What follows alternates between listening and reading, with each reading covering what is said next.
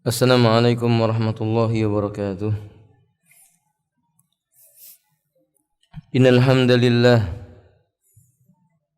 nahmaduhu wa nasta'inuhu wa nastaghfiruhu wa natubu ilayh. Wa na'udzu billahi min shururi anfusina wa sayyiati a'malina. Man yahdihillahu fala mudilla lahu wa man yudlil fala hadiya lahu.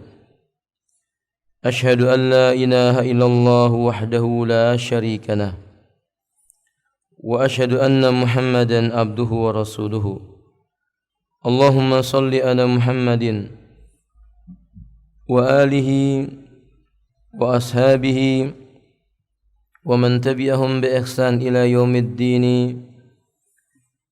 أما بعد قال الله تعالى يا أيها الذين آمنوا اتقوا الله حق تقاته ولا تموتن إلا وأنتم مسلمون وبعد فإن أصدق الحديث كتاب الله وخير الهدي هدي محمد صلى الله عليه وآله وسلم وشر الأمور محدثاتها إن كل محدثة bid'atun wa kullu bid'atin dhalalatun wa kullu dhalalatin finnar. Kita melanjutkan membaca kitab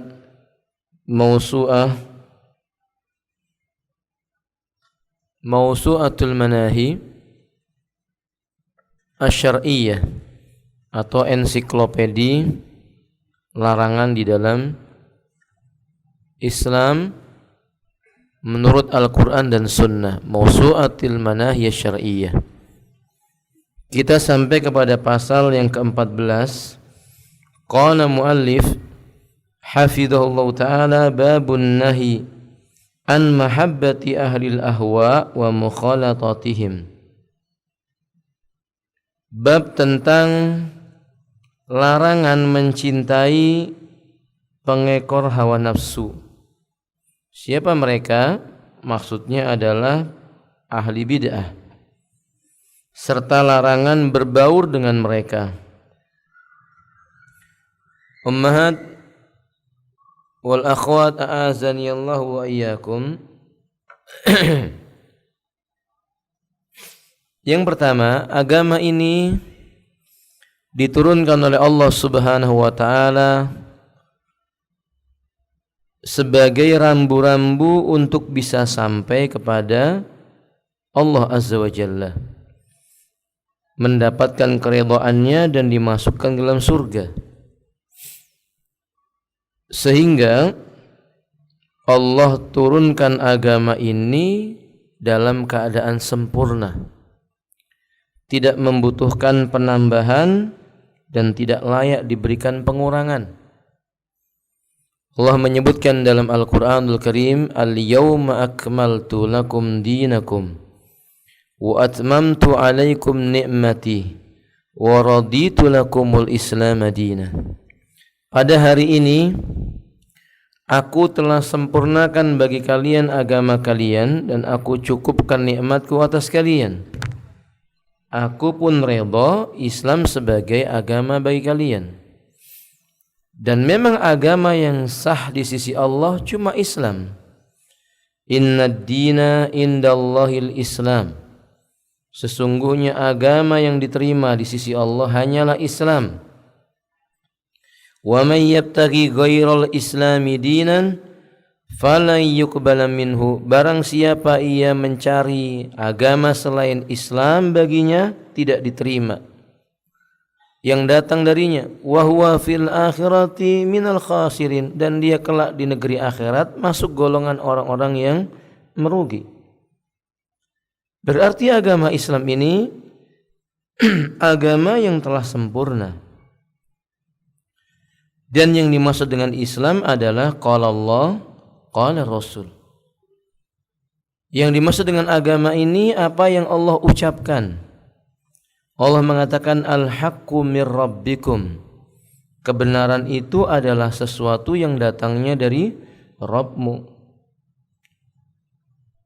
Dan juga Islam itu apa yang Rasulullah sallallahu alaihi wasallam sebutkan.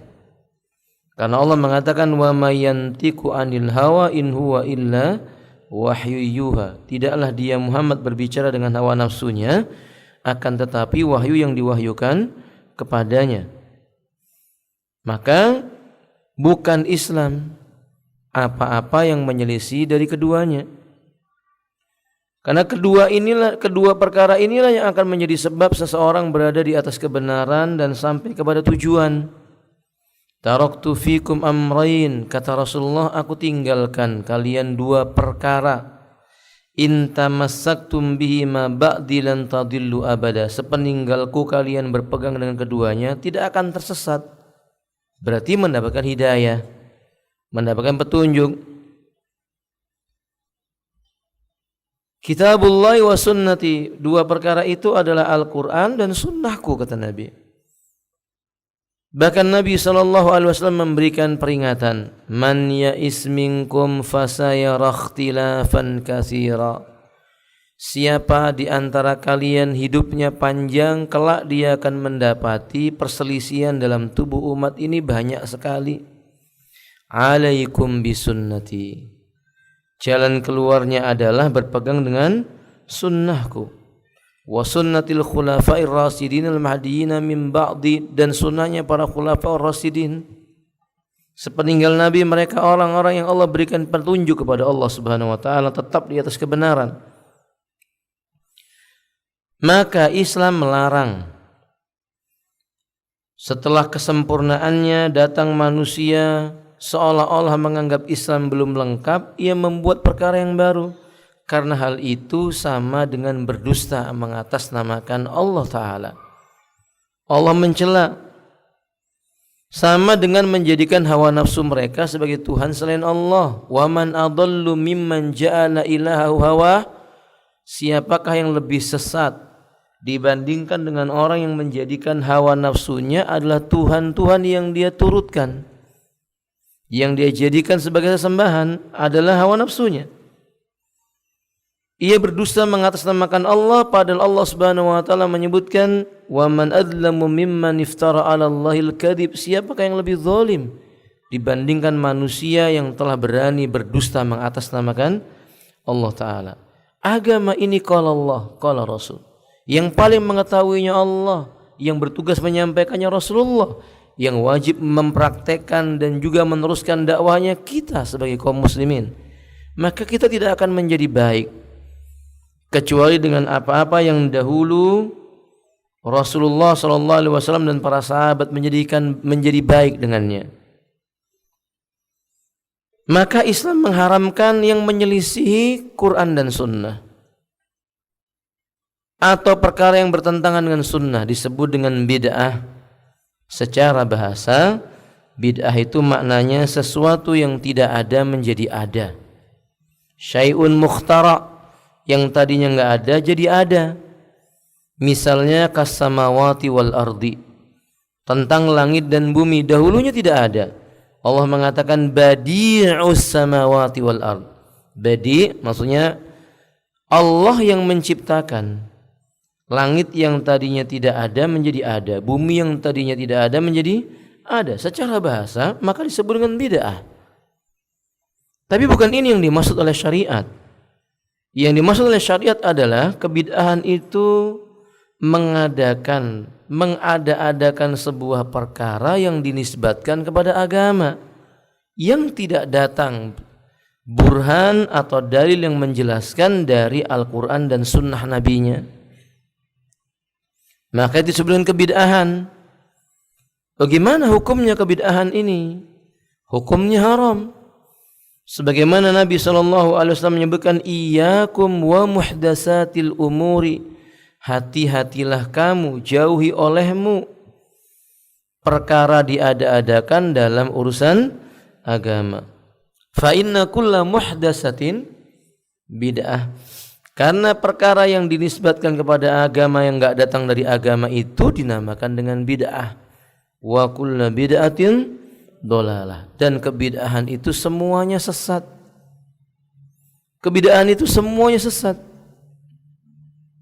Nanti kalau ada orang mengatakan bid'ah itu ada yang hasanah, lama-lama nanti ada orang mengatakan mencuri hasanah, zina hasanah, durhaka hasanah. Padahal yang namanya dosa nggak ada yang hasanah. Kan bid'ah itu dosa. Bid'ah itu perbuatan dosa.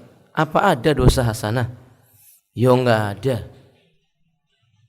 Kalau yang dimaksud dengan bid'ah dalam urusan dunia, itu nggak ada hubungannya dengan agama kita. Kalau tentang urusan dunia, agama memberikan kaidah al-aslu fil asya'i ibahah. Hukum asalnya segala perkara yang berkaitan dengan dunia ya boleh-boleh saja. Kecuali ada dalil yang menyebutkan tentang larangannya, baru nggak boleh. Ibu-ibu pakai jilbab dijahit dengan 2 jahitan atau 3 jahitan, atau cuman kerudung yang nggak dijahit dilingkar-lingkarkan bentuknya tebal kayak selimut, ya juga boleh. Itu nggak bid'ah. Tetapi syarat jilbabnya itu agama. Di antara syarat jilbab wanita muslimah tidak boleh nerawang, tidak boleh tipis atau alias tebal. Syarat yang lainnya, pakaian itu bukan bagian perhiasan. Maksudnya bukan diniatkan pakaian itu sebagai perhiasan yang menarik laki-laki yang bukan mahramnya. Syarat yang ketiga, busana itu harus longgar, tidak boleh doyik. Doyik artinya apa ibu? Sempit. Nggak boleh sempit, karena membentuk lekukan tubuh sama saja dengan asiat kariyat, berpakaian tapi hakikatnya telanjang. Kemudian yang berikutnya, tidak boleh busana wanita muslimah itu padanya diberikan minyak wangi, tidak boleh berwangi-wangi dengan busana muslimah. Kemudian yang berikutnya, tidak boleh syuhrah, yaitu tampil beda, nyeleneh dibandingkan dengan orang lainnya. Kemudian berikutnya, tidak boleh mentiru atau tasyabuh dengan pakaiannya wanita-wanita kafirat. Ini aturan agama. Kalau masalah dari segi dijahit nggak dijahitnya, modelnya begini begitu, ada yang dikasih list warna merah, ada yang dikasih list warna hijau atau putih, khalas, ini perkara dunianya. Tapi syarat busana muslimahnya perkara agama, nggak boleh menyelisihinya. Nah, dan Nabi menyebutkan di hadis yang lainnya dari Aisyah radhiyallahu taala anha, man amila amalan laisa alaihi amruna fahuwa raddun. Barang siapa mengerjakan sebuah amalan, tidak ada amalan itu perkara yang datang dari kami sebagai contohnya, maka dia tertolak. Fahuwa raddun. Di hadis yang lainnya, man ahdasa fi amrina hadza ma laysa minhu fahuwa raddun. Barang siapa mengada-ngadakan sebuah perkara yang bukan berasal dari kami dalam urusan agama, maka dia tertolak. Maka sebab itu para ulama mencela perbuatan bid'ah, sebagaimana Nabi mencela perbuatan bid'ah dan para sahabat mencela perbuatan bid'ah. Para sahabat menyebutkan kuf min haitsu waqaful qaum. Kalian harus berhenti di mana kaum di masa Nabi berhenti. Maksudnya, apa yang enggak dilakukan oleh para sahabat Nabi dalam beragama karena telah diajarkan oleh Nabi, maka jangan kalian kerjakan yang mereka tidak kerjakan. Kalau sahabat tidak mengerjakan, ya kita jangan kerjakan. Kalau sahabat-sahabat mengerjakan, apalagi disaksikan oleh Rasulullah, berarti ini amalan yang bisa kita ambil dari agama Allah Azza wa Jalla. Begitu. Maka umat a'azanillah wa iyyakum, tidak ada celah untuk memperbolehkan berbuat kebid'ahan, tidak ada celah. Sahabat-sahabat Nabi mengatakan, man istahsana faqad ibtada'a. Barang siapa menganggap baik perkara baru dalam agama, ia sungguh telah berbuat kebid'ahan. Artinya ucapan ini celaan. Celaannya Abdullah ibnu Umar kepada orang yang berbuat kebid'ahan. Sahabat tidak ada yang berbuat bid'ah. Bohong kalau ada orang mengatakan ada sahabat yang berbuat bid'ah dalam urusan agama. Bohong. Nggak ada para sahabat yang berbuat bid'ah. Kalau mereka mengatakan bahwa mushaf Al-Quran Ustaz di zaman Nabi nggak dibuat, di zaman Utsman dibuat, kan ada isyarat dari Nabi, alaikum bisunnati wa sunnatil khulafa'ir rasyidin al-mahdiyyin. Atas kalian berpegang teguh atas sunnahku dan sunnahnya para khulafa'ir rasyidin. Siapa saja khulafa'ir rasyidin umat? Abu Bakar, Umar, Utsman dan Ali radhiyallahu taala anhum ajmain. Lebih daripada itu, dalam hadis yang sahih Nabi mengisyaratkan, la tajtami'u ummati 'ala dhalalah. Umatku tidak akan bersepakat pada suatu perkara yang bernilai kesesatan. Bukankah Utsman membuat mushaf tidak ada satupun sahabat yang menyelisihi? Tidak ada pun sahabat yang mengingkari. Menunjukkan sahabat-sahabat sepakat dalam masalah ini, dan mereka kaum yang Allah sebutkan dalam Al-Qur'an, wa may yushakkikir rasula min ba'di ma tabayyana lahul huda wa yattabi' ghayra sabilil mu'minin nuwallihi ma tawalla wa nuslihi jahannama wa sa'at masira. Barang siapa yang menyakiti dan durhaka kepada Rasul setelah datang kepadanya petunjuk yang nyata, dan dia mengambil jalan selain jalannya orang beriman. Orang beriman di ayat ketika turun ayat ini kepada mereka adalah sahabat. Jadi maksudnya, barang siapa durhaka kepada Rasul setelah datang ke penjelasannya nyata kepada mereka, lalu mereka mengambil jalan selain jalannya para sahabat dalam beragama, menunjukkan jalannya para sahabat dalam beragama adalah hujah bagi kita. Hujah bagi kita. Maka perbuatan Utsman membuat menjadikan mushaf atau Quran dibuat sebuah mushaf itu bukan kebid'ahan. Bukan kebid'ahan. Kalau mungkin barangkali ada orang mengatakan, apa bedanya dengan kita misalnya ngadakan kumpul-kumpul zikir sambil mereng kanan, mereng kiri, teriak huwa hu hu hu. Ya beda, itu enggak dilakukan sahabat. Memang sama-sama terjadi setelah Nabi wafat. Tapi bedanya, yang satu mushaf itu dibuat oleh Utsman, dicanangkan di masa sahabat, tidak ada satupun yang menyelisih. Kalau yang satu ini zikir bareng-bareng, mereng kanan, mereng kiri, maju depan, maju mundur ke belakang sampai pingsan. Tadinya la ilaha illallah jadi Allah Allah, lalu hu hu hu dan huwa kemudian hu hu. Kan enggak ada sahabat yang kayak begitu. Yaitu namanya apa, Umat? Apa namanya, Om? Ini ibu-ibu ada enggak di balik saya? Hah? Ada ya, Akhi? Oh, ada. Anak takutnya ngomong sendiri gitu loh. Karena ibu-ibu ditanyain diem saja. Itu namanya bid'ah, Om. Apa, Om? Bid'ah. Gak boleh dalam agama, gak boleh. Kita diperintahkan membenci kebid'ahan dalam perkara agama. Ingat, kebid'ahan dalam urusan apa? Agama, bukan urusan dunia. Di zaman dulu uangnya pakai logam, dinar, dirham. Zaman sekarang pakai kertas. Itu bukan beda dalam urusan agama, nggak masalah, nggak masalah. Tapi kalau zakat urusan agama, zakat mal urusan agama, zakat pertanian urusan agama, perdagangan urusan agama, diatur dengan agama, jangan bikin kebid'ahan. Dan kita diperintahkan membenci orang-orang yang berbuat bid'ah. Sebagaimana kita benci dengan orang yang menyekutukan Allah dan perbuatan menyekutukan Allah, kita pun benci perbuatan menyelisih sunnah dan orang-orang yang suka menyelisih sunnahnya Nabi. Karena Allah mengingatkan, "Falyakhdharil ladzina yukhalifuna an amrihi." Hendaklah merasa takut orang yang menyelisih perkara yang datang dari Nabi, antusibahum fitnah au yusibahum adzabun alim. Kalau Allah timpakan kepada mereka fitnah, yaitu sesuatu perkara yang bisa merusak apa? Agama seseorang. Au yusibahum adzabun alim, atau akan Allah timpakan kepada mereka adab yang pedih. Nah, maka umat azanil wa iyyakum, bid'ah itu diharamkan.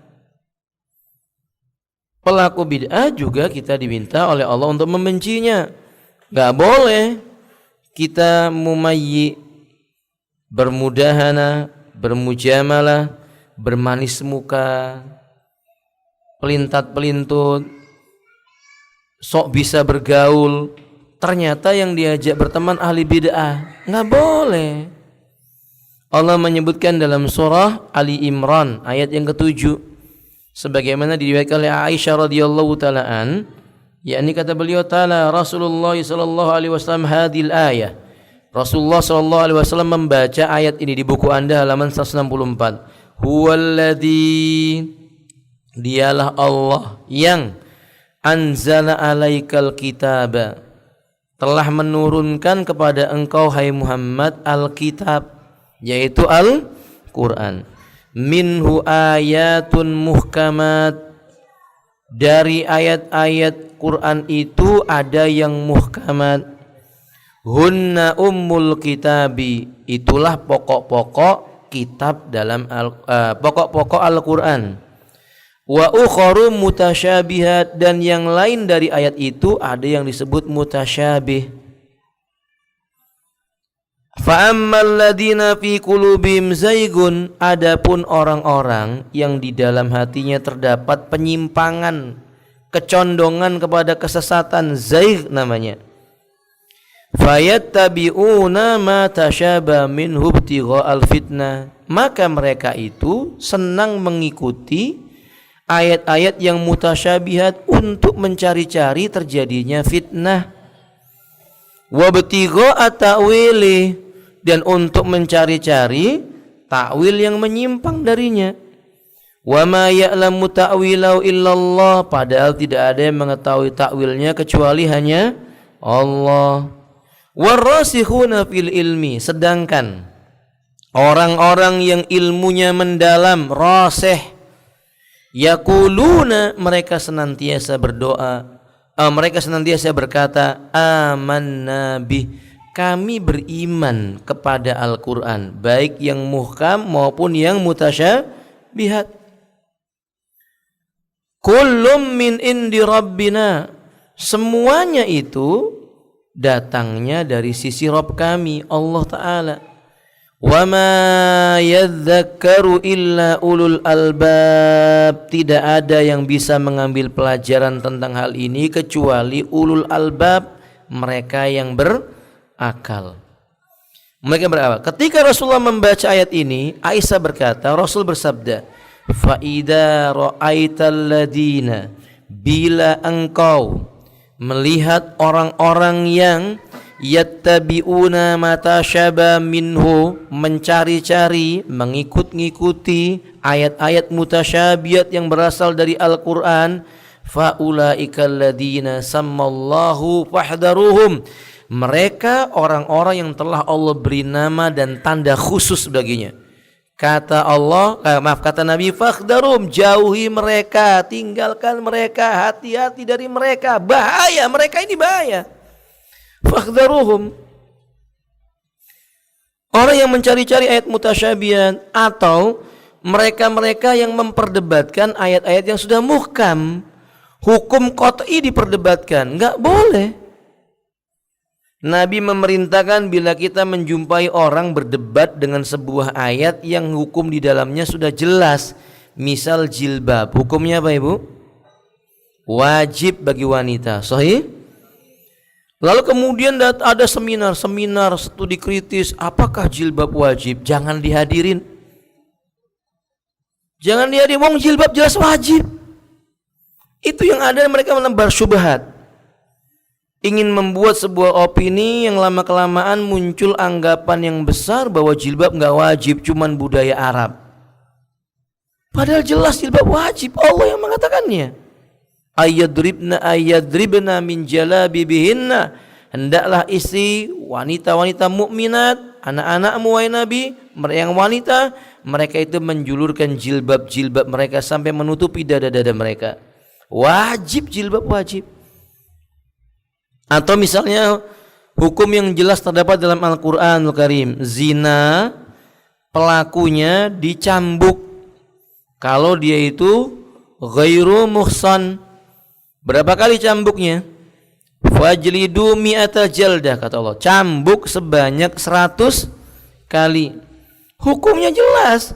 Kalau ada laki-laki, wanita, bujangan, belum pernah menikah, zina, tertangkap, ada saksi, dibawa kepada mahkamah, cambuk 100 kali. Enggak boleh ada rasa kasihan. Setelah itu dibuang selama 1 tahun, diusir dari kampungnya selama 1 tahun. Itu hukumnya sudah jelas dalam Islam. Qad'i, enggak mungkin lagi ditafsirkan kepada makna yang lain. Maknanya jelas, fajlidu jildada marra, yakni jildata marra, itu maksudnya cambuk sebanyak 100 kali, itu ya jelas 100 kali. Dan dicambuk, benar-benar dicambuk, pakai cambuk, bukan pakai kayu siwak. Ya kalau mukul istri baru, kalau mau mukul istri pakai kayu apa? Siwak yang panjangnya kurang lebih 10 cm atau 15 cm itu nggak akan sakit. Sahih? Tapi kalau nyambuk orang pakai kayu siwak, ya nggak kerasa. Ya dipukul sampai dia tobat 100 kali. Tiba-tiba muncul orang, kita perlu mengkaji ulang nih. Apakah wanita lelaki pezina itu perlu dicambuk atau tidak? Kan sekarang zamannya HAM. Apa HAM itu, Bu? Hantu masyarakat. Hak asasi apa? Manusia kata mereka. Ini enggak cocok sama hak asasi manusia ini. Orang mau zina kan hak dia. La haula wala quwata illa billah. Ini bumi milik Allah. Ini alam semesta yang menciptakannya Allah. Aturan yang datang dari Allah. Kalau dia mau zina seenaknya sendiri, ya sana tinggal di tempat yang tidak diciptakan oleh Allah Ta'ala. Ada atau enggak? Ya enggak ada. Maka orang-orang yang sesat itu, ya begini, dia mengikuti ayat-ayat yang mutasyabihat, mencari-cari sesuatu untuk keluar dari hukum Allah Ta'ala. Kata Nabi, fakhdaruhum, jauhi, tinggalkan, hati-hati, bahaya orang ini, bahaya. Nanti saya akan bacakan sikap-sikap para ulama terhadap bid'ah dan ahli bid'ah. Saya tambahkan dari kitab yang lain insyaallah ta'ala. Bahkan diriwayatkan dari Abdullah ibnu Umar radhiyallahu ta'ala anhu, ia mengatakan, qala Rasulullah sallallahu alaihi wasallam, Rasulullah sallallahu alaihi wasallam bersabda, al-qadariyatu, kelompok sempalan yang namanya qadariyah. Apa sih qadariyah itu, umat? Qala muallif, qadariyah itu al-mukadzibuna bil aqdar alladziina yaquluna innal amra musta'nif.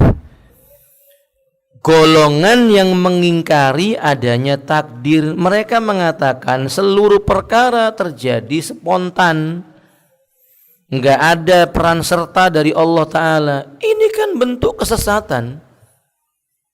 Padahal Allah lah yang menakdirkan segala sesuatu.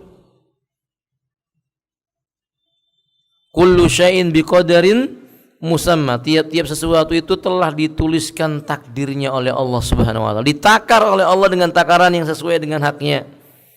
Kata Abdullah ibnu Umar, al-qadariyah, qadariyah itu majusu hadhil ummah. Qadariyah itu majusu hadhil ummah. Mereka itu majusinya umat ini. Sabahum bil majus, Rasul menyamakan dengan majusi, lianna idhafatal qadariyatil khaira ilallahi wa syarri li ghairi yusbihu idhafatul majusil hawadisa wal waqaya ilal ilahaini ilahul khair wal akhar ilahul syar.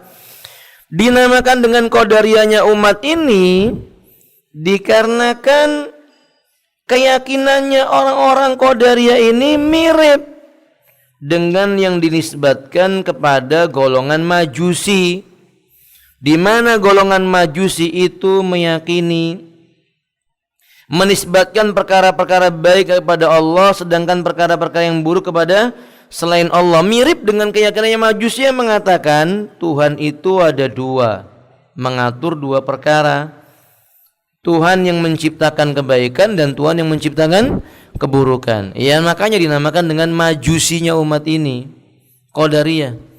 Kata beliau, lihat ini sikapnya Abdullah ibn Umar, in maradu, kalau kamu dapati orang qadariyah sakit, fala ta'uduhum, jangan dijenguk, jangan ditengok. Wa in matu, kalau mati dia, fala tashhaduhum, jangan ikut menyelenggarakan jenazahnya, jangan hadiri jenazahnya. Kata beliau demikian. Ini bentuk apa? Peringatan yang keras. Peringatan yang keras, sebagaimana penulis mengatakan kandungan dalam bab ini, yakni takhdiru min mukhalatati ahlil bid'i wal ahwai aw mahabbatihim, peringatan keras dari bahayanya berbaur dengan kelompok yang mencintai hawa nafsu, berbuat kebid'ahan, dan juga berbaur dan mencintai kelompok yang mengikuti hawa nafsu berbuat kebidahan. Kenapa? Li'annahumu kal jarabi fala yusallimu jalisam min nuqtati saudain taqallala iman aw tasta'siluhu. Mereka itu seperti penyakit menular. Mereka seperti penyakit menular. Jarab. Orang yang berbau dengan mereka itu enggak selamat dari terkena bintik hitamnya yang akan mengurangi keimanan. Ini penyakitnya penyakit hati ini. Imannya jadi berkurang, bahkan melecehkan sunnah. Bisa-bisa lenyap sama sekali. Yang tadinya sudah belajar sunnah, ibu-ibu udah belajar tentang kitab-kitab yang berkaitan dengan tauhid, udah belajar kitabut tauhid, belajar usulus salasah atau salasatul usul, akidah wasitiyah, akidah ahlus sunnah wal jamaah, dibelajar tuntas, ngumpul sama ahli bid'ah, berubah itu. Tadinya punya keyakinan Allah di atas langit, berubah jadi meyakini Allah ada di hati manusia, di mana-mana. La haula wala quwata illa billah. Minimal apa? Minimal jadi loyo. Minimal jadi tidak punya taring untuk mengatakan bid'ah itu dolalah. Dialus-alusin bahasanya. Ya, ini bid'ah yang enggak baik. Ini bid'ah yang enggak baik. Ngomong aja bid'ah sesat. Memang kenapa? Karena memang bid'ah itu apa? Sesat. Gara-gara ngumpul sama ahli bid'ah, akhirnya jadi melemah. Taringnya jadi tumpul. Nah, yang kata beliau selanjutnya, fa'in budha'ati musubhat wa ya khatafatun wal qulubu dha'ifatun. Kenapa begitu? Karena senjatanya ahli bid'ah itu syubhat. Dalil yang difahami tidak semestinya, jadinya sebuah kerancuan, namanya syubhat. Nah, syubhat itu menyambar-nyambar seperti burung elang, lebih daripada itu bahkan. Syubhat itu menyambar cepat mengalahkan sambaran burung elang kepada bangsanya. Sementara kita tahu apa itu? Wal qulubu dhaifah, hatinya manusia itu apa? Lemah. Makanya kita heran kalau ada orang mengatakan enggak apa-apa kita hadir di majelisnya orang itu. Memang dia berbuat bid'ah, tapi kita ambil baiknya, kita buang buruknya. Dari mana kita bisa membedakan baik dan buruk kalau hati kita kena syubhat? Kalau hati kita kena syubhat, duduk sama orang Syiah, nanti lama-kelamaan berpikir, oh Syiah itu ada baiknya. Duduk sama orang Qadariyah, oh Qadariyah itu juga ada baiknya. Duduk sama orang Sufiyah, wah Sufiyah itu ternyata orangnya lembut-lembut, berarti ada baiknya. Lama-lama nanti dia duduk sama orang Yahudi dan Majusi dan Nasrani, dia bilang Yahudi, Majusi, Nasrani juga ada. Kayak orang-orang liberal itu akhirnya. Semua agama baik. La ilaha illallah. Allah mengatakan inna dina indallahil Islam. Dia mengatakan semua baik. Ini akibat mujalasatuhum. Duduk-duduk nongkrong sama mereka. Allahul musta'an. Ini enggak boleh, ini enggak boleh. Mari kita lihat umat, sikap sebagian para ulama Ahlus Sunnah wal Jamaah dalam sikap mereka terhadap bid'ah. Ini saya nukilkan dari kitab Hayatu As-Salaf Bainal Qawli wal Amali. Ini apa namanya? Jalan hidupnya para pendahulu kita yang soleh, baik berupa perkataan maupun ucapan. Pertama, seluruh para ulama salaf, yang disebut salaf di sini berarti pendahulu yang soleh, bukan golongan khusus, merek kelompok khusus. Maksudnya tiap-tiap mereka yang berjalan seperti Nabi dan para sahabat dalam beragama, itu namanya para salafiyun. Nah, salafnya siapa? Nabi, sahabat, tabi'in, tabi'in. Orang-orang soleh di zaman dahulu semua mencela bid'ah, ibu. Enggak ada yang memuji bid'ah. Sebut saja contohnya Sufyan As-Tsauri. Umat Imam Sufyan As-Tsauri, sebagian para ulama mengatakan beliau lebih faqih dibandingkan Imam Syafi'i. Hanya saja Imam Syafi'i memiliki kitab yang ditulis oleh murid-muridnya, sementara Sufyan tidak ada satu kitab pun. Tapi saking ikhlasnya orang ini, insya Allah kita tidak memuji manusia mendahului Allah Subhanahu wa taala. Tapi kita lihat ucapan-ucapannya dihafal oleh manusia. Di antara ucapan beliau, di antara ucapan Sufyan Ats-Tsauri, yakni man sami'a bi bid'atin, barang siapa dirinya mendengar ada sebuah perbuatan bid'ah, fala yahkiha li julasai, jangan pernah ceritakan perbuatan bid'ah itu kepada teman-teman duduknya. La yulqiya fi qulubihim, jangan sampai ia membuat bid'ah itu singgah ke hati-hati teman-temannya. Saking bahayanya bid'ah ini, Bu. Kata Sufyan Ats-Tsauri, kalau ada orang dengar perbuatan bid'ah, jangan ceritakan ke orang lain. Khawatirnya temannya itu hatinya lemah, malah bid'ah itu singgah ke hati orang itu. Menunjukkan bahwa bid'ah itu apa? Tercela. Imam Ad-Dhahabi rahimahullah ta'ala mengatakan, aksaru a'immatis salaf ala hadha at-tahdir yarawna anna al-quluba dha'ifah wa syubahu khattafah. Kebanyakan para a'immatus salaf, mereka memberikan peringatan yang keras terhadap perbuatan bid'ah karena mereka berpendapat hati manusia itu lemah, sementara syubhat itu menyambar-nyambar. Syubhat itu menyambar-nyambar hati. Berat kalau udah kena syubhat itu, Bu. Susah. Orang itu kalau udah kena syubhat, sulit mengajaknya kembali. Bahkan kalau udah syubhatnya udah nongkrong di hatinya, itu suruh taubat sulit.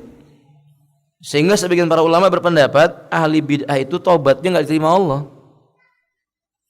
Kenapa nggak bisa diterima Allah? Maksudnya karena dia tidak akan pernah merasa salah. Sementara salah satu syarat taubat apa, Umat? Menyesal, merasa bersalah.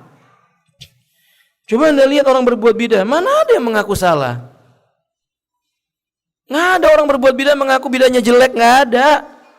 Ibu lihat tiap orang berbuat bid'ah pasti mengaku bid'ahnya bid'ah yang apa? Yang baik, hasanah. Ini memang bid'ah, tapi daripada gitu toh. Daripada kita nongkrong-nongkrong, ya lebih baik berbuat bid'ah hasanah. Daripada ngobrol ngalor ngidul, lebih baik berbuat amalan walaupun bid'ah tapi hasanah, kata dia. La ilaha illallah. Nanti Anda akan jumpai ucapan para ulama. Bagaimana para ulama mengatakan kalimat tegas dan mungkin terkesan kasar kepada hal-hal perbuatan bid'ah dan orang yang berbuat apa? Bid'ah. Naam. Maka umat asalnya wa iyyakum mutar yani afwan qala matal al-warraq rahimahullah taala amalun qalilun fi sunnatin khairun min amalin kasirin fi bid'atin.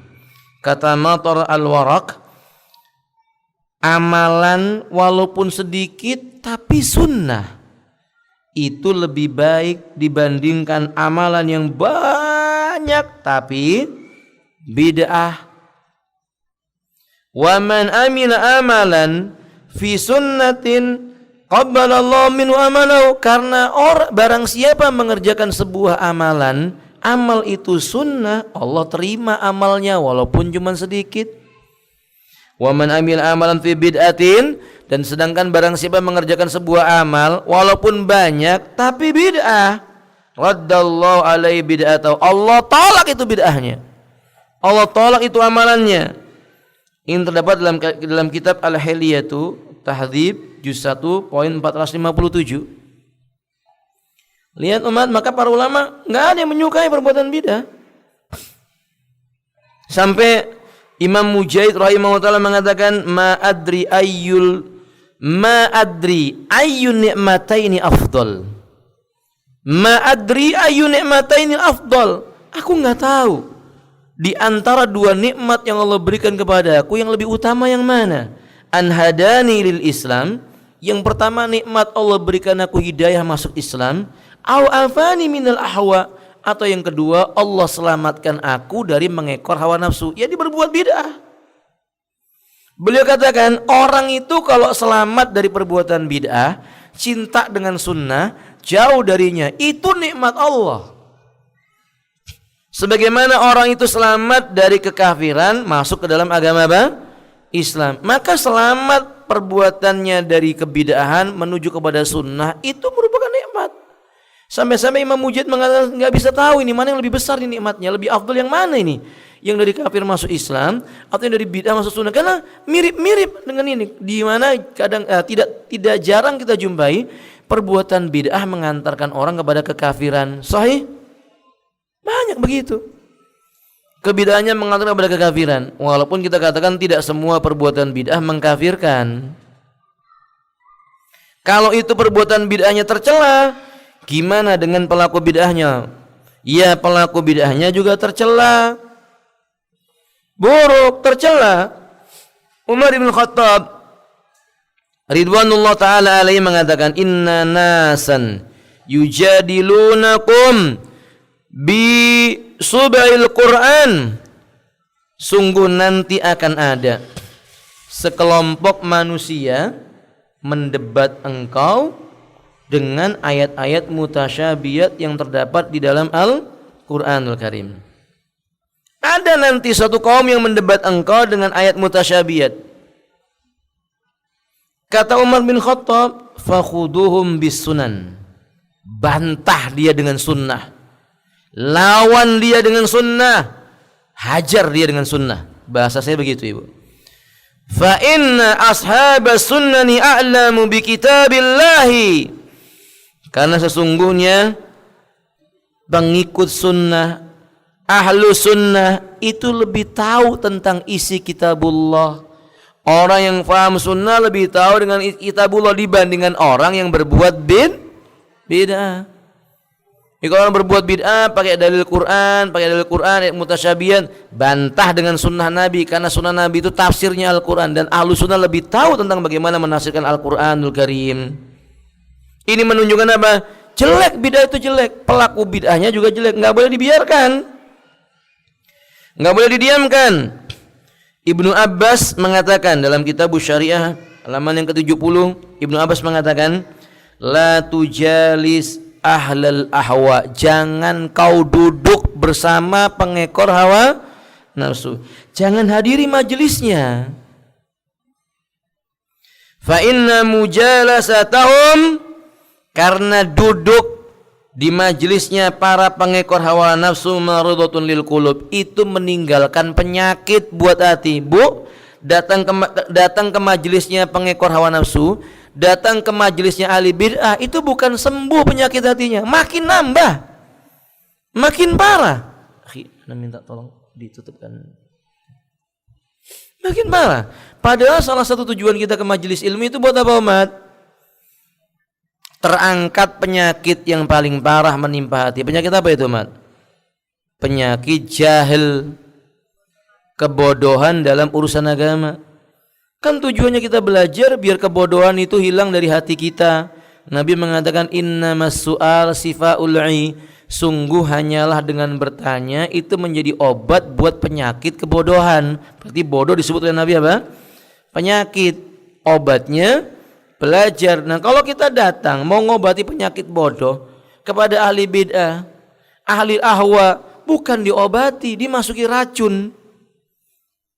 Ini sama dengan orang kena penyakit sihir, berobat ke tukang sihir, makin rusak, makin rusak.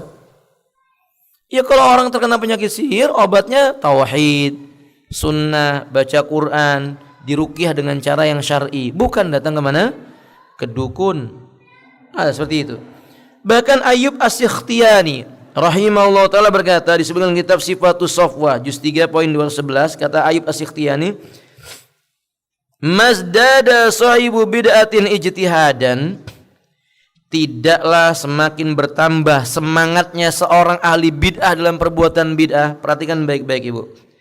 Tidaklah bertambah semangat pelaku bid'ah dalam berbuat bid'ahnya itu, illa, melainkan zada minallahi bu'dan, Allah tambahkan jauhnya mereka dari agama Allah Ta'ala. Semakin berbuat bid'ah makin jauh dari Allah. Walaupun dia mengatakan enggak, ini kita Alhamdulillah loh, kita ini kalau berbuat amalan ini ternyata bidah, hati saya makin tenang. Itu namanya talbisnya iblis. Rumah tangga kami ekonominya makin baik, itu namanya talbisnya syaitan. Teman-teman kami dan sejawat makin banyak, makin guyup, gemruduk. Apa kita katakan kepada mereka? Itu namanya istidraj. Berbuat kekeliruan nggak merasa keliru. Makanya dikatakan oleh Ayub As-Sikhtiyani tadi itu, semakin nambah semangat berbuat bedanya pelaku beda, dia semakin jauh dari Allah Ta'ala, semakin dijauhkan dari hidayah. Maka Anda lihat Bu, orang kalau sudah mendarah daging perbuatan bid'ahnya, disodori sunnah dia bilang bid'ah. Diingatkan bid'ahnya dia bilang itu sunnah. Diterangkan kejelekan bid'ahnya malah dia berkata, memang begini kalau orang berbuat baik dimusuhi orang. Ini semakin sesat dia. Na'udzubillahi min dzalik. Maka umat azanil wa yakum, Ahlus Sunnah membenci orang-orang berbuat bid'ah. Yahya ibnu Abi Katsir rahimahullah ta'ala mengatakan, ini lihat, Yahya ibnu Abi Katsir mengatakan, idza laqaita sahiba bid'atin fi tariqin fakhud fi ghairihi. Idza laqaita sahiba bid'ah, kalau kamu bertemu dengan ahli bid'ah fi tariq, berjalan denganmu di satu jalan, apa kata beliau Yahya ibnu Abi Katsir rahimahullah taala? Fakhud fi ghairi, ambil jalan lain. Jangan jalan bareng satu jalan sama ahli bid'ah. Ini manhaj, ini manhaj. Ini permasalahan agama, pokok-pokok agama yang penting. Kalau sebagian orang pada hari ini, mereka nggak jelas cara beragamanya, nggak punya garis pembeda yang tegas, mana sunnah, mana bid'ah, mana ahli sunnah, mana ahli bid'ah. Akhirnya ngumpul sama ahli bid'ah dianggap biasa-biasa aja. Duduk bareng-bareng dengan ahli bid'ah, makan bareng-bareng, suap-suapan lagi. La haula wala quwwata illa billah. Abi Kilabah rahimahullah ta'ala annahu kana yaqul, beliau pernah mengatakan, inna ahlal ahwa ahlud dhalalah. Saya ulang umat, kata beliau, inna ahlal ahwa ahlud dhalalah wala ara masirahum illa ilan nar. Dalam kitab Syariah halaman 72. Kata Imam Abi Kilabah rahimahullah ta'ala, sesungguhnya ahli bid'ah itu adalah ahli kesesatan. Aku tidak melihat tempat kembali mereka melainkan jalannya menuju neraka. Ini seolah-olah beliau ingin menegaskan hadis Nabi yang mengatakan kullu bid'atin dhalalah wa kullu dhalalatin finnar. Beliau katakan, aku tidak memandang jalan mereka melainkan yang mengarah kepada api neraka. Tempat kembali mereka tidak melainkan jalan kepada api neraka. Na'udzubillah. Hasan al-Basri, ini Imam Hasan al-Basri rahimahullah ta'ala, dalam kitab Syariah halaman 72, penulis menukilkan ucapan beliau, sahibul bid'ati la tuqbalu lahu salatun wala siyam wala hajj wala umrah wala jihad wala sarfun wala adl. Ahli bid'ah itu salatnya enggak diterima, puasanya enggak diterima, hajinya, umrahnya, jihadnya, sikap adilnya, apapun dari yang dia kerjakan berupa amalnya enggak diterima sama Allah karena amalannya bid'ah. Salatnya bid'ah, puasanya bid'ah, hajinya bid'ah, umrohnya bid'ah, semuanya dia gunakan yang bid'ah-bid'ah. Ketika disodori sunnah, dia bilang enggak, yang ini lebih baik. Makanya ucapan Hasan al-Basri ini maksudnya, gimana mau diterima kalau sholatnya bid'ah? Sementara Nabi mengatakan, man amila amalan laisa alaihi amruna fahuwa raddun, barang siapa mengerjakan amalan yang tidak datang dari kami, yakni amalan bid'ah, dia tertolak. Nabi yang mengatakan tertolak. Hasan al-Basri tinggal menjelaskan, maka ahli bid'ah, sholatnya yang bid'ah itu enggak diterima, puasanya yang bid'ah itu enggak diterima, hajinya, umrohnya, jihadnya, semua amalnya yang bid'ah itu tidak mungkin diterima oleh Allah Ta'ala. Nah, berarti sikapnya tegas. Ya kalau kita mengetahui begini kondisi para ulama salafun saleh dalam bersikap, begini tegasnya mereka, Yahya ibnu Abi Katsir, Hasan al Basri contohnya, dan tadi Ibnu Abbas, Abdullah ibnu Umar sampai mengatakan jangan kalau mereka sakit jangan dijenguk, kalau mereka mati jangan ikut mengantarkan apa dan menyelenggarakan jenazahnya. Apa kita masih mau berani mengatakan oh enggak ini gara-gara Wahabi ini? Kalau gitu Abdullah ibnu Umar Wahabi, Ibnu Abbas Wahabi, atau mungkin Hasan al Basri Wahabi. Ini ahlu sunnah ini yang mengatakan. Oh ini garis keras ini. Ini bukan garis keras, ini agama. Agama itu garisnya cuma satu, Bu. Nggak ada keras, nggak ada apa? Lembek. Garisnya satu. Siratal mustaqim. Kul hadi sabili, kata Allah. Katakan hai Muhammad, ini loh jalanku itu cuma satu. Apa jalan itu? Ad'u ilallah, menyeru manusia kepada Allah, bertauhid, ala basiratin, di atas cahaya ilmu. Ya ilmu yang diterangkan. Ilmu itu kadang-kadang menyakitkan hati seseorang, tapi dia obat. Ilmu kadang-kadang melembutkan, maksudnya lemah lembut, kadang-kadang tegas. Begitulah ilmu.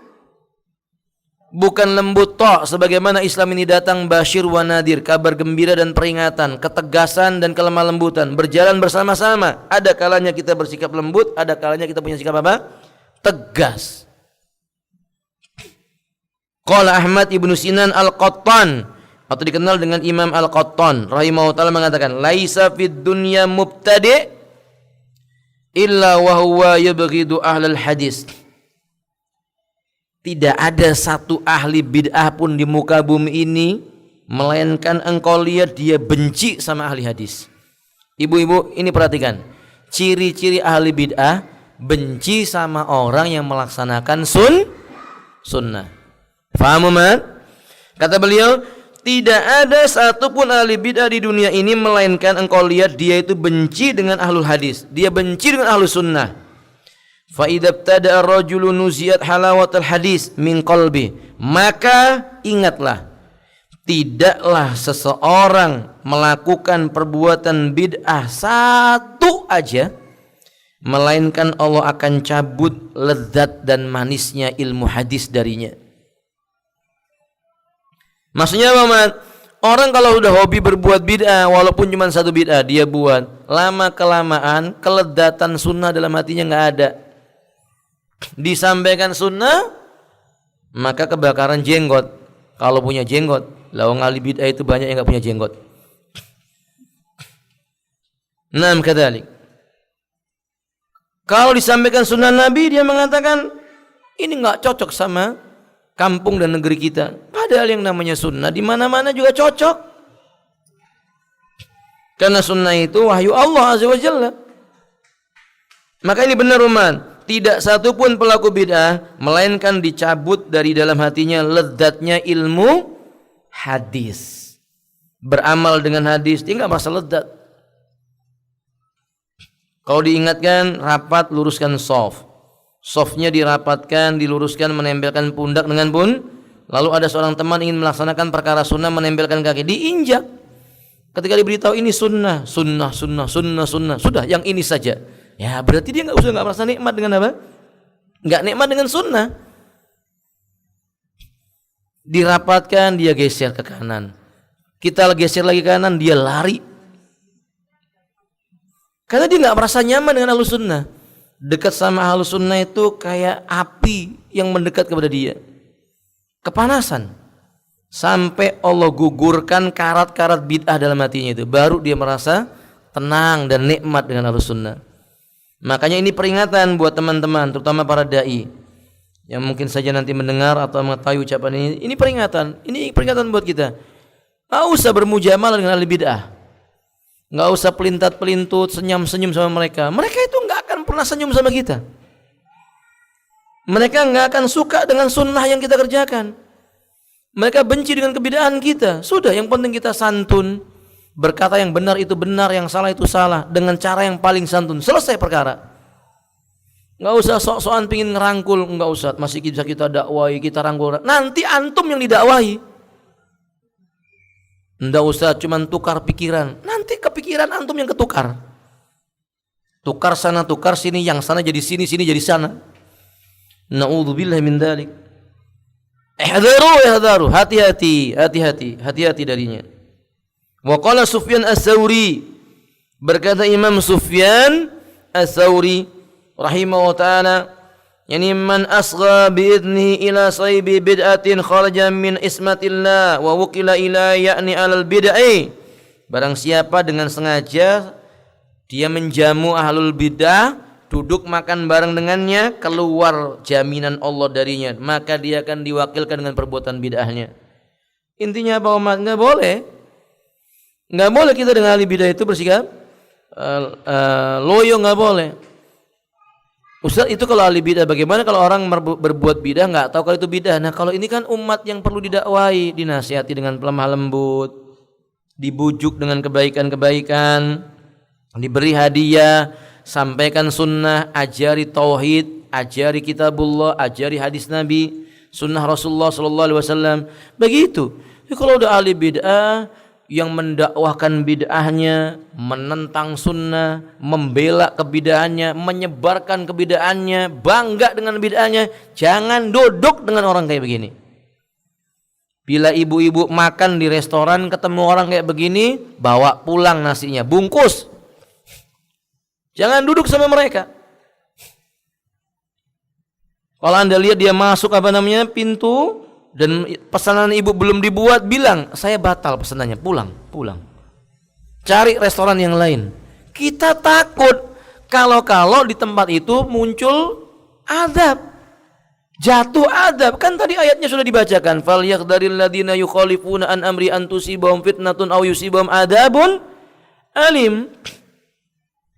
Hendaknya merasa khawatir orang-orang yang menyelisih sunnahnya Nabi, Allah akan timpakan kepada dia fitnah atau adab yang pedih. Gimana kalau misalnya adab pedih muncul di situ, lalu mati semua, bergelimpangan di tempat itu? Sampingnya ahli bidah, naudzubillah, orang yang enggak berbuat bidah, tapi karena dia mati di tempat itu, orang menyangka, oh ini temannya ahli bidah, kena fitnah akhirnya. Kena fitnah. Atau minimal makan di situ, duduk dengan dia, ya jarak cuma 1-2 meter, orang lewat, wah masya Allah, ternyata Ustadz Fulan, akhi dan ukhti Fulan bisa ngumpul bareng dengan sahibul bid'ah, difoto, disebarkan di media sosial. Ya kan fitnah akhirnya. Ahlus sunnah terkenal dengan ketegasannya. Ketika udah terjadi fitnah, kemudian berkata, oh kita wajib tabayun. Kalau ngelihat berita, mbok yo tanya dulu. Kawan, masalahnya bukan masalah tabayun saja. Masalahnya kita diperintahkan menghukumi seseorang sesuai zahirnya. Seperti yang saya jelaskan kemarin sama ibu-ibu, ada kaidah al-yaqinu la yazulu bisyak. Ada orang berbuat baik, ada orang berbuat baik. Tiba-tiba dilihat mobilnya parkir di depan naik klub jam 12 malam, keluar bersama orang-orang naik klub. Lagi ngapain kira-kira Bu? Lagi ngapain? Ya wallahu alam, tapi yang jelas keluar di tempat maksiat. Ya jangan salahkan orang mencela dia. Karena orang cuma menghukumi apa? Zahirnya. Walaupun demikian kita tetap menggunakan konsep tabayyun. Fahimtum? Fahimtunna ayuhatul mat. Nah. Ibu-ibu, hati-hati. Jangan asal duduk dengan majelis yang penting ada ustadz kondang. Kalau yang ini kandang, yang itu kondang kata dia. Ya ikhwati azani wa akhwati azani Allah wa iyyakum, cukup dengan seorang yang berpegang dengan sunnah dan sabar dengannya. Ustaz, kalau yang ini nih berapi-api Ustaz, walaupun dia berbuat bid'ah. Yang itu tuh sunnah tapi ya kita ngantuk belajar. Antum sabar sama yang ngantuk itu. Itu lebih baik, sedikit dengan yang sunnah lebih baik dibandingkan dengan banyak tapi dengan yang berbuat apa? Kebid'ahan. Fahimtum? Nah, saya tambahkan lagi biar cukup amunisinya ibu-ibu. Hari ini kajiannya nggak apa-apa kayak begini, karena kita kadang-kadang perlu ngaji begini, biar kita itu ngerti. Oh iya ya, selama ini kita terlalu lemah lembut yang akhirnya kita dilembutin sama mereka. Dilembutkan sana, auzubillahi min dzalik. Naam. Akhwati azanillahu wa iyyakum, Dahulu Rafi ibnu Asras mengatakan min uqubatil fasikil mubtadi alla tudkar mahasini. Di antara hukuman yang pantas ditimpakan kepada orang fasik yang hobi berbuat bid'ah dan mendakwakan bid'ah, ahli bid'ah namanya, tidak perlu disebut-sebut kebaikannya. Walaupun kita tahu setiap manusia ada sisi baik dan ada sisi apa? Tapi nggak perlu sebutkan kebaikannya, biar orang-orang menjauh dari dia. Ana mau nanya sama ibu-ibu, Nasrani punya kebaikan tidak? Yahudi, Majusi. Tapi kita tidak perlu menyebutkan kebaikannya, karena Allah telah menyebutkan, Rasul telah menyebutkan la'anallahu al-yahud wan nasara. Kan begitu hadisnya. Wadah? Maka demikian pula kalau kita katakan ada Yahudi, ada Qadariyah, ada Jabariyah, ada Rafidhah, ada Sufiyah, ada Tablighiyah, ada Tahririyah, ada Ikhwaniyah, ada yang lainnya. Maka kita tidak perlu menyebutkan kebaikannya. Kita cukup menyebutkan kebaikan yang terdapat dalam Al-Quran dan Sunnah Nabi. Jangan dikatakan nggak adil, karena makna adil bukan berarti menyebutkan kebaikan plus menyebutkan keburukan. Yang namanya adil itu wada'ul hal fi mahallih, meletakkan sesuatu sesuai dengan apa? Tempatnya.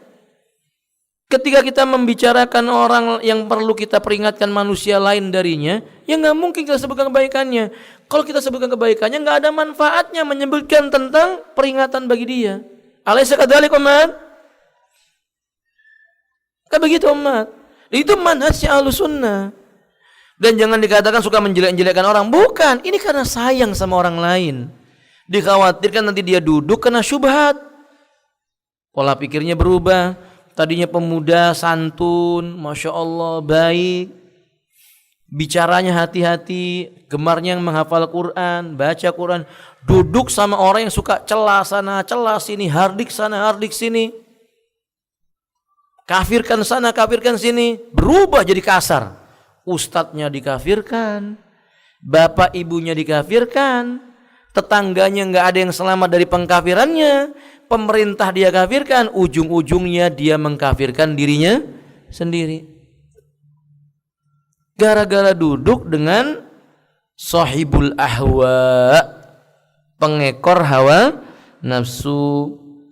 Naam. Wa qala Amr ibnu Qais rahimahullah ta'ala dalam kitab At-Tahdzib juz 2 poin 155, Amr bin Qais mengatakan la tujalis sahiba zaygin fayazigh qalbuk. Kata beliau fayazigh qalbak. Fayazigh qalbuka. Jangan mau duduk sama pengekor kesesatan. Jangan dengarkan, jangan duduk kepada orang yang condong kepada kesesatan. Niscaya kalau kamu duduk kepadanya, hatimu akan condong kepada kesesatan. Jika ibu misalnya lihat ada tokoh liberal, nabinya orang liberal itu sudah ada di zaman sekarang ini, Bu. Maksudnya dianggap nabi sama orang liberal, karena semua perkataannya dibenarkan. Belum jelas-jelas menyimpang dianggap benar. Bertentangan dengan apa yang datang dari Rasulullah, dianggap yang benar yang datang dari dia, yang dari Rasulullah keliru. Kan berarti dianggap orang ini jadi nabi buat mereka. Jangan dengarkan pembicaraannya. Jangan malah ibu-ibu ikut nyebarkan. Ini walaupun dikasih catatan, ini contoh sesatnya orang ini. Tapi kan ibu promosikan ke orang lain. Orang yang nggak tahu jadi tahu. Pengen tahu, akhirnya sesat. Udah, kalau Anda lihat ada yang kayak begitu, tutup, matikan. Kalau dia bicara di televisi, matikan TV-nya. Ganti baca Quran, baca hadis, baca tulisan para ulama, baca kitab fikihnya para ulama. Manfaat. Daripada ibu tonton di YouTube, dikirimi teman lewat WA, ditonton durasinya 15 menit, ujung-ujungnya sakit hati. Udah sakit hati nggak bisa bantah lagi. Sahih man. Makanya nasihat saya buat ibu-ibu, nggak usah disebarkan. Nggak manfaat itu, buang pulsa, buang kuota, ibu ditanya sama Allah nanti di yaumil qiyamah. Karena tiap harta yang dibelanjakan ditanya oleh Allah Subhanahu wa ta'ala. Al-Fudail bin Iyad, ini imam Ahlus Sunnah ibu. Fudail bin Iyad rahimahullah ta'ala mengatakan man jalasa sahiba bid'atin lam yu'tal hikmah barang siapa duduk-duduk bareng sahibul bid'ah, ahli bid'ah, barang siapa duduk-duduk dengan ahli bid'ah, bercampur baur dengan ahli bid'ah, dia tidak akan pernah diberi hikmah dan nikmatnya hikmah. Dia enggak pernah punya ilmu yang dalam. Wa qala aidan, dan beliau juga mengatakan la tajlis ma'a sahibi bid'ah, jangan duduk engkau bersama ahli bid'ah. Fa ini akhafu, karena saya khawatir an tanzila alaika la'nah, nanti turun laknat kena ahli bid'ah dan kena pula kepada dirimu. Wa qala aidan, beliau juga mengatakan man ahabba sahiba bid'atin, barang siapa dia mencintai ahli bid'ah, ahbatallahu amalah, Allah hapus luluh lantakkan amal yang pernah dia kerjakan. Wa ukhrija nurul islami min qalbi, dikeluarkan indahnya cahaya Islam dari hatinya, gelap berubah. Ini makna firman Allah Ta'ala, yauma tabyadul wujuh wa taswadul wujuh, hari di mana wajahnya ahli sunnah terang benderang, putih tersenyum lebar, sementara ahli bid'ah menghitam wajahnya, menunduk, penuh dengan kesedihan dan kesengsaraan. Dicabut cahaya Islam darinya, yang ada kegelapan gara-gara duduk dan cinta sama ahli bid'ah, mengkultuskan ahli bid'ah. Qala aidan, dan beliau Fudail bin Iyad juga mengatakan dalam kitab Al-Hilyah, man jalasa ma'a sahibi bid'atin fi tariq, man jalasa ma'a sahibi bid'atin fi tariq fajuz fi tariqin ghairah, fajuz fi tariqin ghairi. Kata beliau, barang siapa duduk bersama dengan ahli bid'ah di satu jalan, nongkrong di pinggir jalan. Saya katakan kalau sekarang kan nongkrongnya di pinggir jalan, Ibu. Nongkrongnya di mana biasanya? Nah, di kafe. Maka hendaknya dia cari jalan yang lain, atau desak dia menuju jalan yang lain. Tentu ini semua dengan cara yang hikmah, ya Bu. Kalimat yang saya sampaikan ini kalimat yang sifatnya tahdzir, sikap keras dan tegas. Tapi saya tidak ingin ibu-ibu setelah mendengar kajian ini menjadi orang kasar, karena kita tidak bertujuan itu. Tujuannya adalah menjaga hati kita dan mengetahui bagaimana sikap para ulama kepada perbuatan bid'ah dan ahli bid'ah. Dan jangan pernah Anda menggampang-gampang menuduh orang lain itu apa? Ahli bid'ah. Kemudian disikapi dengan kasar, diludahi. Saya pernah melihat pemuda begini, Bu. Dia jengkel dengan seorang penceramah yang menurut dia ahli bid'ah, diludahin. Saya tanya, kenapa engkau ludahin? Kata dia, ahli bid'ah Ustaz. Menjijikkan. Dulu para ulama mengatakan, wallahi an ajlisu ma'al hanaziri ahabbu ilayya an ajlis ma'al sahibi ahwain. Demi Allah, aku duduk-duduk bersama babi-babi lebih baik dibandingkan duduk dengan ahli bid'ah, kata dia. Kan kata-kata ini kasar enggak, Ibu? Tapi maksudnya para ulama yang mengucapkan itu untuk memberikan peringatan. Kalau kemudian dipraktikkan, diterima letter lux tanpa ada sikap hikmah dan semisalnya, ya rusak dakwah ini. Tapi kita dari sini mengetahui begini ahli Islam, ahlu sunnah itu tidak ada yang bersikap mumayyi, nggak ada yang bersikap menggampangkan bid'ah, nggak ada, semua bersikap tegas dengan bid'ah. Ingat Bu ya, ingat, mereka berbuat itu di zamannya dan mereka punya kekuatan. Maka kita berusaha semampu yang kita miliki sesuai dengan kondisi kita. Wallahu a'lam bishawab. Iya, sampai di sini Ibu kajian kita tentang an-nahyu, larangan dari mahabbati ahlil ahwa, mencintai ahlul ahwa, wa mukhalatatihim, dan bercampur baur dengan ahlul ahwa. Semoga bermanfaat. Nah, ada pertanyaan?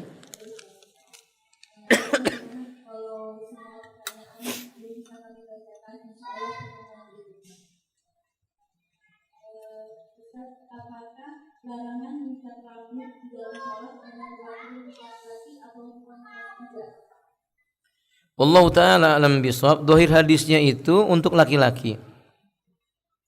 Dohir hadisnya bang, laki-laki, karena ada lafaz yang menyebutkan nahana Rasulullah sallallahu alaihi wasallam anil imsaki syar wal libas was saub wa fi riwayah.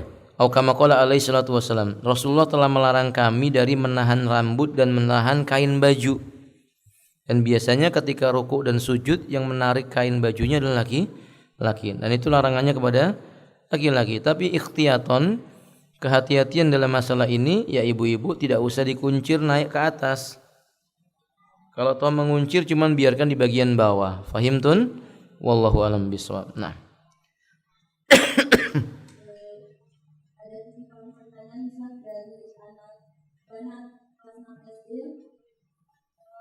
Bagaimana hukumnya musik Islami?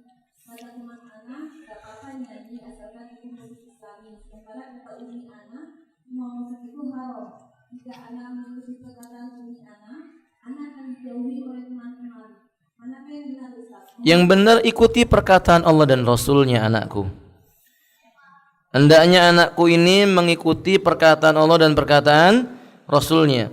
Wala tuti man aghfalna qalbahu an dzikrina. Kata Allah, jangan taati dan ikuti orang-orang yang hatinya lalai dari mengingat kami.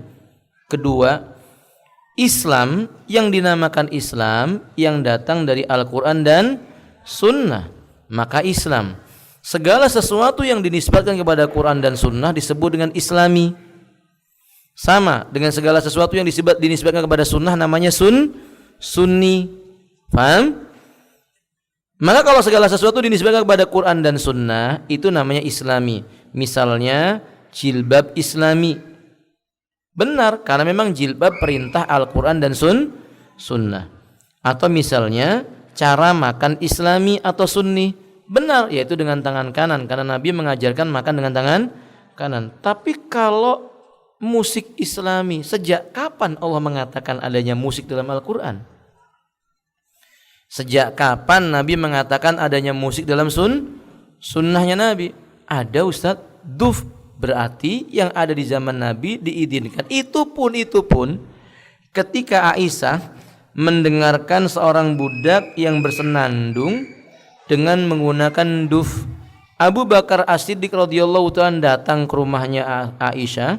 Nabi membelakangi Aisyah bersama budak itu. Abu Bakar berkata, jauhkan suara setan ini dari Rasulullah. Jauhkan. Berarti sahabat-sahabat memahami suara-suara itu suara apa? Syaitan. Tapi kata Nabi, mahlan ya Abu Bakar, biarkan saja. Karena tiap-tiap kaum itu ada hari bahagianya. Hari ini adalah hari bahagia kaum muslimin. Berarti diizinkan oleh Nabi di hari-hari tertentu bersenandung menggunakan duf. Faham? Seandainya ada orang mengatakan musik itu ada yang Islami, berarti maksudnya musik yang cuma menggunakan duf. Adapun menggunakan apa? Organ ya Bu ya. Atau gitar, atau biola, atau kecapi. Apa temannya kecapi itu Bu? Duren ya Bu ya. Nah. Atau apalah namanya begitu Bu ya. Maka umat yang dimuliakan oleh Allah tabaraka wa taala itu enggak ada contohnya di zaman Nabi. Yang ada malah Nabi mengatakan la taqumus saah. Kiamat itu tidak akan bangkit hatta sampai tajidu fi ummati rajulun yastahilunna al-hirra wal harira wal ma'azifa aw kama qala alaihi salatu wasallam. Engkau jumpai seorang di antara umatku mereka menghalalkan al-hirra zina, wal harira sutra, wal ma'azif alat-alat musik. Fahim tuh? Jadi sampaikan kepada putrinya yang bertanya itu bahwa ya sudah cukup dengan Quran. Ustaz, kalau nanti begitu dijauhi sama teman-teman, engkau akan dicintai Allah. Kalau Allah sudah mencintaimu, teman-temanmu suatu saat akan mencintaimu. Fahim tuh? Semangati anaknya. Tumbuhkan rasa cintanya kepada Allah dan jangan takut dibenci oleh manusia. Wallahu a'lam bishawab. Demikian.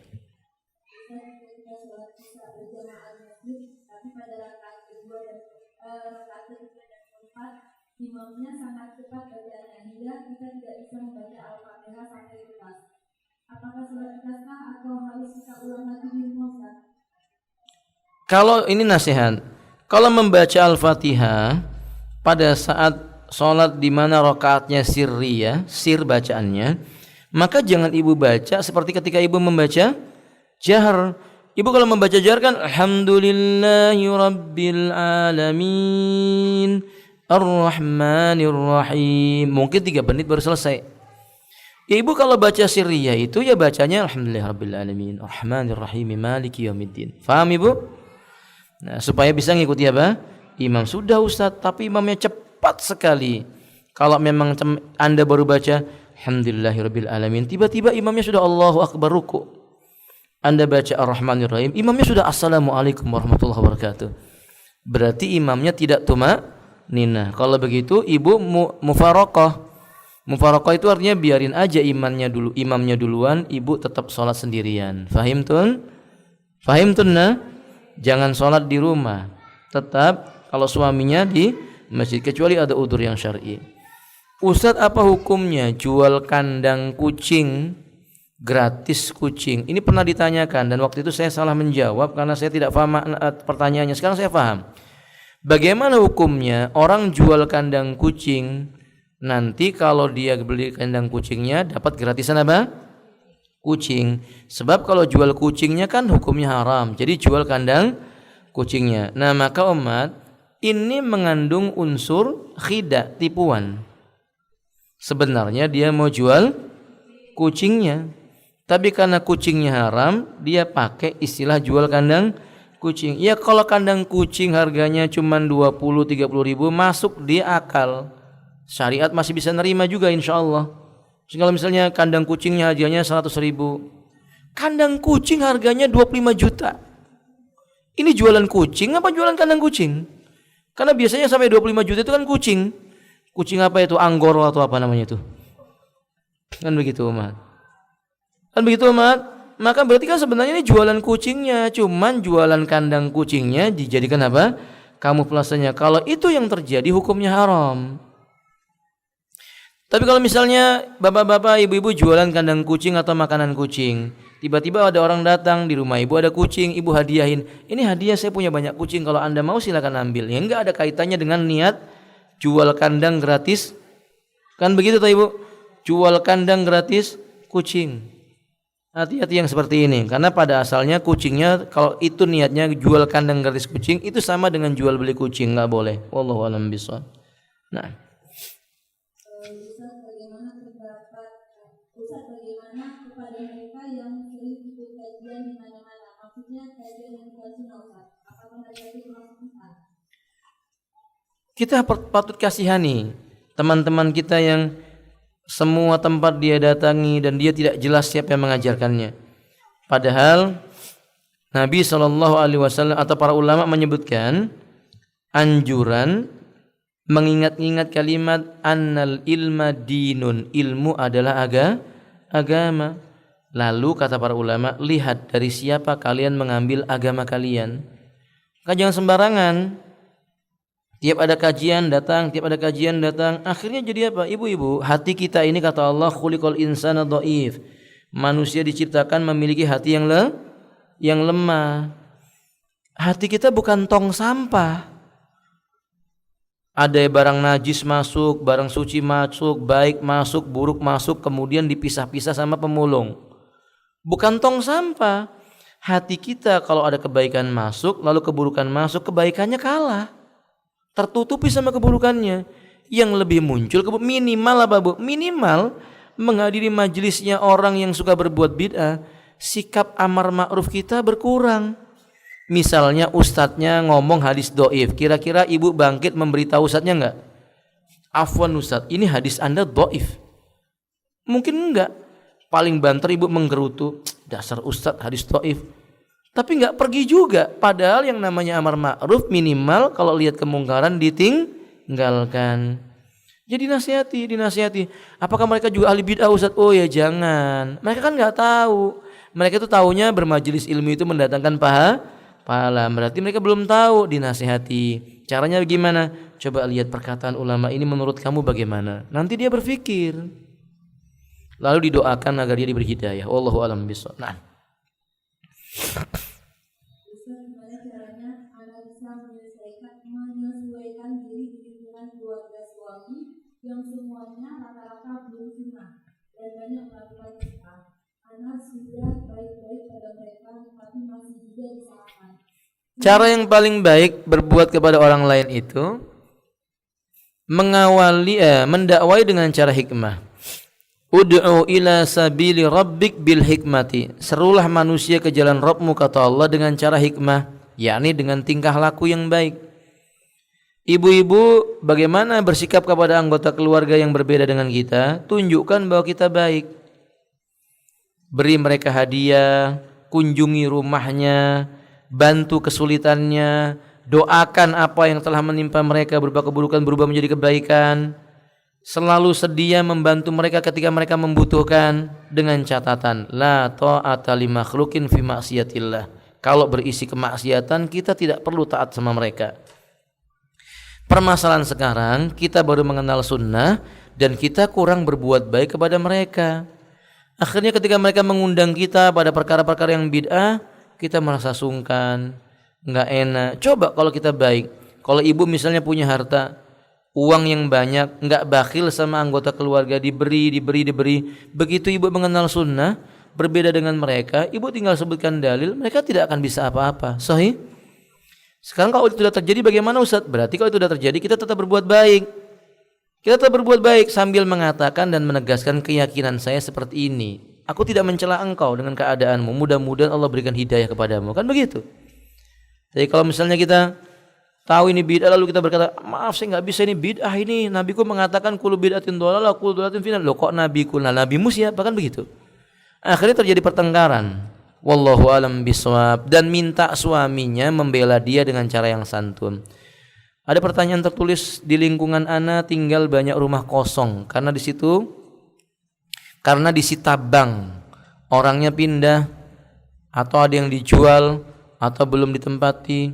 Sedangkan rumah-rumah tersebut ada pohon yang berbuah. Apakah kita boleh mengambil? Ya enggak boleh. Ini kan pohon milik orang. Enggak ada penghuninya Ustaz, tapi kan ada yang punya. Enggak boleh. Kecuali ia meminta izin kepadanya. Ya minta. Makanya kalau misalnya ada rumah kemungkinan begini dan begitu, maka minta izin. Atau kita khawatir buah-buahannya busuk diambil untuk kemaslahatan orang, bukan buat kita. Berikan kepada fakir, berikan kepada miskin. Karena kan membiarkan makanan itu jatuh tidak ada yang makan juga tidak boleh. Fahim? Maka kaidahnya kondisi yang tadi itu kita tidak boleh bersikap mubadir tadi, larangan lebih didahulukan. Maka diambil diberikan kepada fakir dan miskin karena di sana ada haknya orang fakir dan miskin. Berikan kepada mereka bukan buat kita pribadi. Wallahu a'lam bishawab. Nah,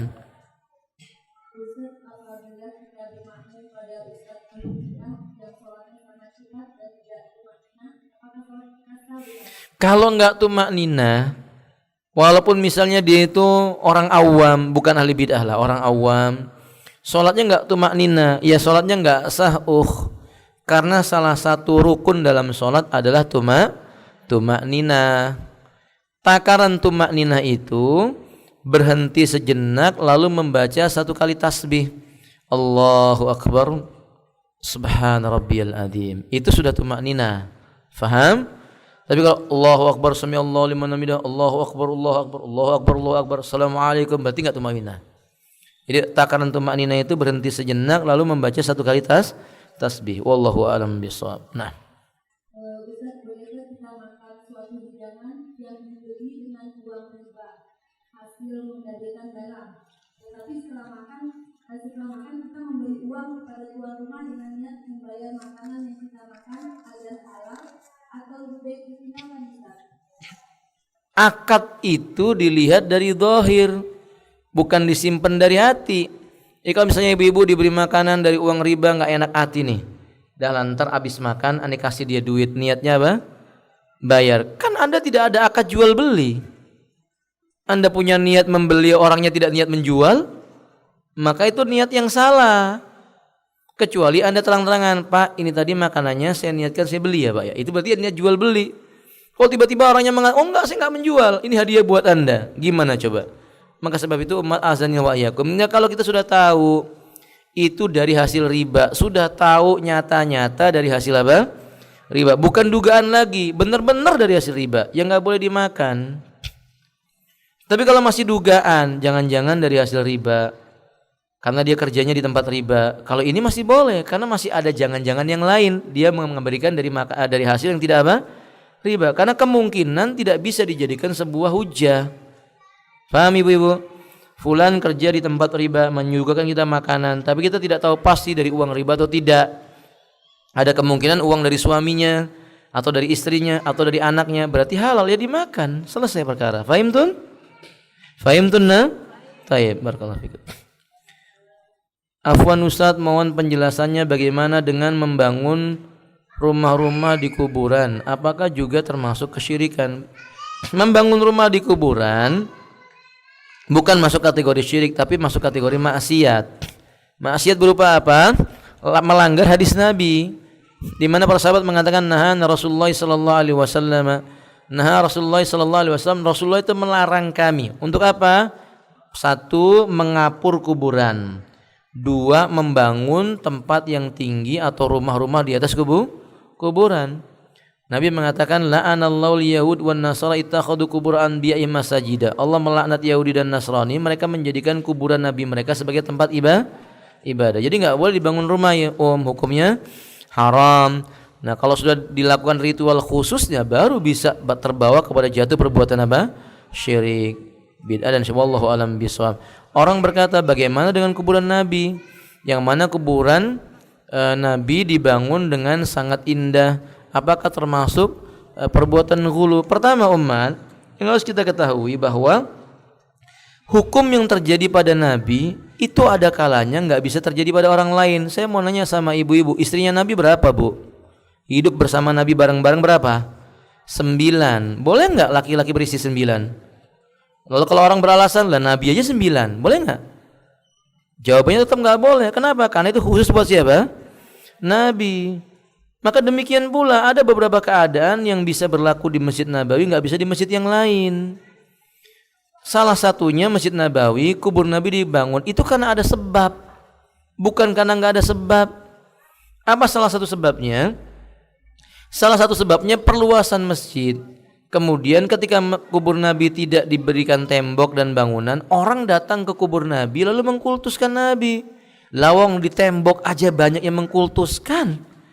Ada yang datang ke kubur Nabi, jenggotnya digosok-gosokkan di pagar tempat pembatas orang lewat itu loh, Bu.